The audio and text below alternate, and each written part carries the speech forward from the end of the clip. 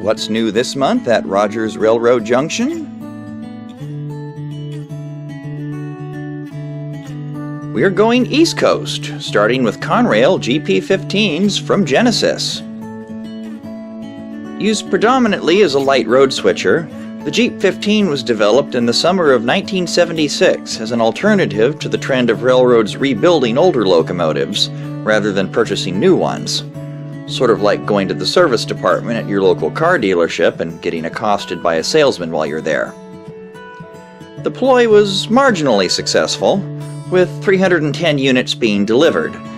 But at only 1,500 horsepower, it didn't exactly set anyone's world on fire, and any boost it may have given to new locomotive sales was minimal at best.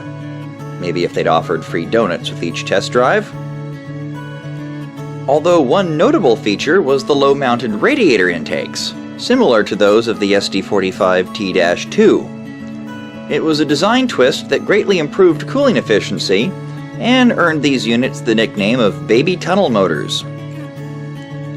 Featuring a fully detailed cab interior, speedometer cable and sand lines, diamond plate treaded walkways, and a Tsunami sound system with dual-mode digital control.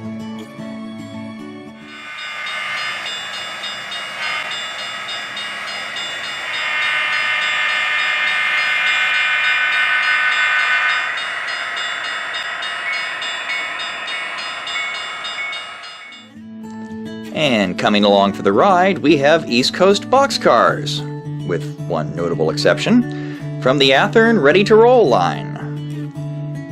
Built by the thousands during the FRA's brief flirtation with per diem boxcar leasing, many of these cars remain in service to this day, albeit demoted to secondary service, hauling materials like waste paper products and salvage machinery. Some of these cars feature real mesh crossover platforms. Others, freestanding ladders and grab irons. All feature colorful liveries and contoured metal wheels with knuckle couplers and optimized weighting. Following that, we have 3-bay covered hoppers from Intermountain. Built by the American Car Foundry for the primary purpose of hauling grain, dry chemicals, plastic pellets, and pretty much any dry bulk commodity this side of cement can be carried by these cars. Built by Intermountain with see-through catwalks, an impressive level of end detail, realistic discharge hatches in their bellies, and prototypical paint schemes. And then we have USRA Light Pacifics from Broadway Limited. Evolving from smaller Atlantic-type engines in the early 1900s, Pacifics powered some of America's premier passenger trains from the beginning of World War I until the start of the Great Depression some 15 years later, and remained in secondary service for a good 20 years beyond even that. Offered by Broadway with a detailed cab, stunning realism in the valve gear and drive rods, builder's plates, a full set of plumbing, and Broadway's award-winning Paragon 3 digital command system.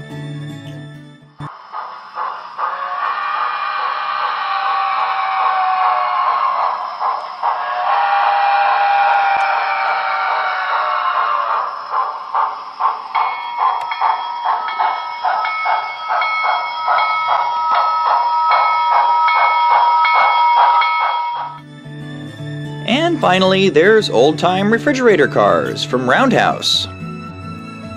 Available in a variety of styles, including wooden truss frames and steel girder frames, wood and steel roofs, and even some with express passenger trucks, a common modification for dairy reefers and other cars known for hauling highly perishable cargoes. These are the cars that revolutionized American agriculture and turned areas such as California's Central Valley into the breadbasket of the nation, opening up vast swaths of farmland to hungry eastern markets. In a way, it's both history lesson and wholesome hobby. And it's just one of many things we have this month at Rogers Railroad Junction today.